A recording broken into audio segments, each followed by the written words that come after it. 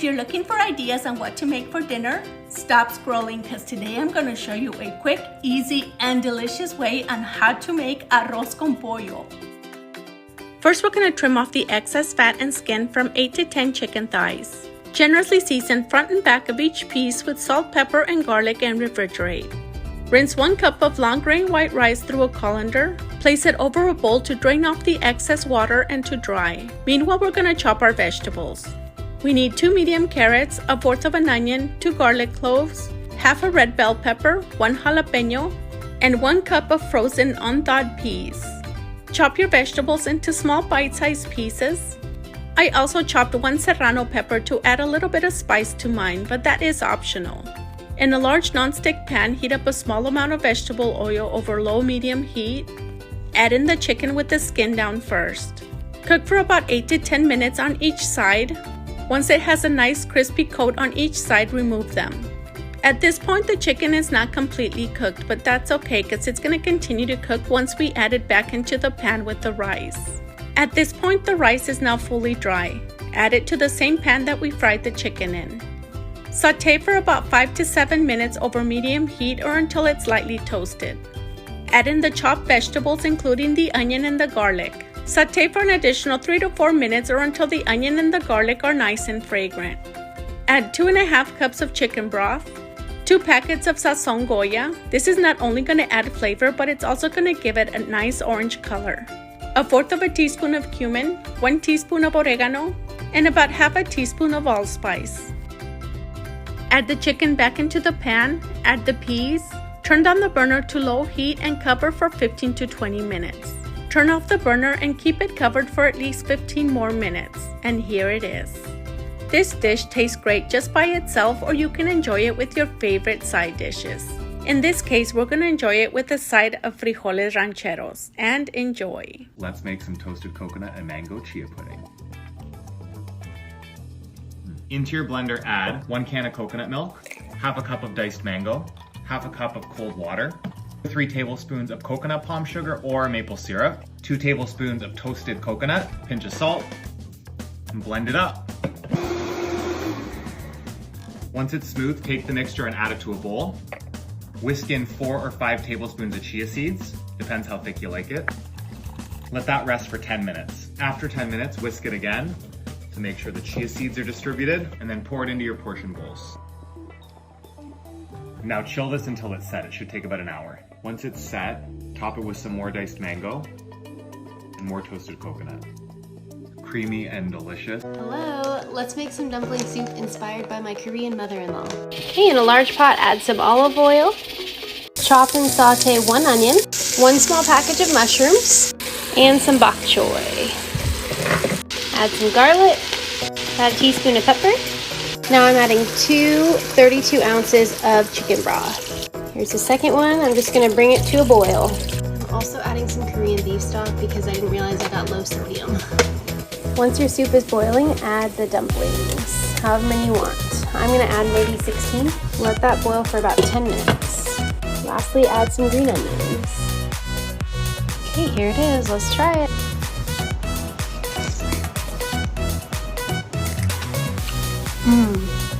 It's hot, but so good.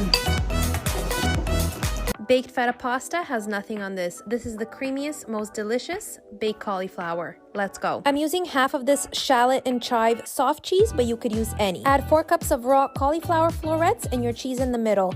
A little pinch of salt, tablespoon of olive oil, and 1/2 cup of water. Bake uncovered in a preheated 400-degree oven for 35 to 40 minutes. Once it comes out, stir it all up, enjoy, and follow me for more. Let's make my favorite dish.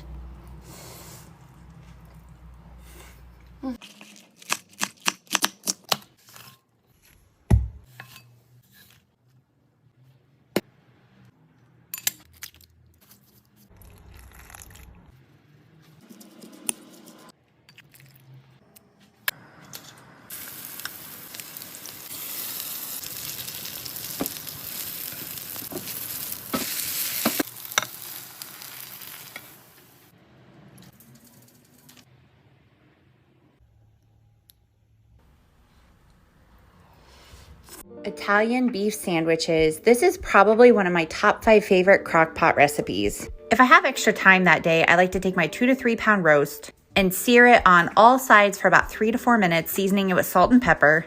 When you're done, you don't want to waste all that flavor on your pan, so pour in 2 cups of beef broth and scrape all that goodness up. Now to my crock pot, I'm going to add my beef, about 2 tablespoons Italian seasoning, 1 packet of the zesty Italian seasoning, an entire jar of pepperoncinis, however you say it, and then our beef broth. Cover and cook this on low for about 6 to 7 hours. High would be about 4 to 5 hours. Look at how tender this is. I'm going to go through and shred this all up. Absolutely beautiful, and your house is going to smell amazing. I like to take a sub roll or hoagie bun and toast it under my broiler. Pile on some of that beef, get some peppers on there, and then top with provolone cheese. I'm gonna put this back under the broiler until the cheese is nice and melted like this. Make sure to serve this with juice from the crock pot. And that is how you make Hey, it's Keto Mama making a unstuffed peppered 1 skillet dinner. Started out with some ground beef. I browned that up with 1 onion. I used the tri-colored peppers. Added in some coconut aminos for my soy sauce. I also added in 1 can of Rotel tomatoes and green chilies. Spread that over the top, laid my marinara over the top of that. I then added some riced cauliflower, mix that in. Any extra sauce you have, place over the top. Add some mozzarella, place it in your oven, 375 for 30 minutes. Follow and like for more. Enjoy. One of my favorite things to make in the summer is shrimp ceviche. This is perfect for those hot days. No heating up the kitchen, and it is so refreshing. Start with some raw shrimp and lime juice, red onion, and salt. Now this is gonna cook your shrimp, so you'll wanna use the freshest shrimp possible. I usually use wild. It usually takes about 20 minutes before it turns opaque. Then just add your cucumbers, jalapeno, cilantro, and scallion. You can also add avocado if you wish. Then place it in a bowl and serve it with plantain chips or tortillas if you wish. I can have this for breakfast, lunch, or dinner 365 days a year. Sun-dried tomato pesto eggs with ricotta. Let's go. 2 very heaping tablespoons of sun-dried tomato pesto. Heat it up a little bit and then crack in 2 eggs very gently. Let them cook for 1 to 2 minutes. A little bit of salt, dry oregano, and then lid on for the remainder of the time. How runny or cooked they are will be totally up to you. Toast your favorite bread, fresh ricotta on top, your pesto eggs, and some herbs. Enjoy and Today we're making a fresh watermelon cake. It requires no baking and it includes a bunch of fresh fruit. You are going to love this. So what you do is you get a seedless watermelon like so, and you take off the rind, and then you're going to take it and you're going to cut 3 inches from the middle. So I'll show you. Right, there's the 3 inches, and then I just take a knife and I kind of round out the sides. Then I put it on a cake plate. I'll show you what's next. Next, you want to take sliced up strawberries and put them along the bottom, just like that. Next, you just want to make some whipped cream. Once your whipped cream is done, you're going to place it on top. Oh yes, I mean 4th of July, right? Check this out. You have to make this for the 4th. Then, once that is done, you're going to decorate it with some blueberries and raspberries. Red, white, and blue, baby. Hey, don't go anywhere for an amazing summer recipe, keto potato skins. 1 bag of cooked cauliflower rice, drained, half a cup of grated Parmesan cheese, salt and pepper to taste, 1 egg, and half a cup of butter. Divide this evenly into a muffin tin, press them down, and I cooked these in a 400-degree oven for about 20 to 25 minutes. Once the edges start to turn brown, I'm adding cheese and crumbled bacon, putting back in the oven for another 5 or 10 minutes, and these came out so good. I would recommend serving them with sour cream. Click like and follow for more, and join me over on Facebook in my group Keto Me Best for full recipes. Hey keto friends, here's a super fast meal you can make that's keto-licious. Is that a word? Okay, I just grabbed these grilled chicken strips from Costco and they're already cooked, so I'm just heating them up. I got this basil pesto from Target, added 2 tablespoons, added a little bit of avocado oil so it doesn't spit at me while I'm cooking, okay? A little fresh mozzarella, and add that in. Not for too long because you don't want otherwise your mozzarella will melt all the way down, and I like to have the bites of mozzarella. Look at this, juicy, delicious. Wish you could smell this. Just add that over the bed of spinach, add a little Parmesan, do your dance, your dog approves, go get it. Hey guys, want to see how to make a really quick, easy, and delicious keto dessert? I'm going to show you. I'm going to start with the chocolate sauce. So you need 3/4 cup of heavy whipping cream, and then 4 tablespoons of butter, as well as 1 cup of Swerve confectioner's sugar.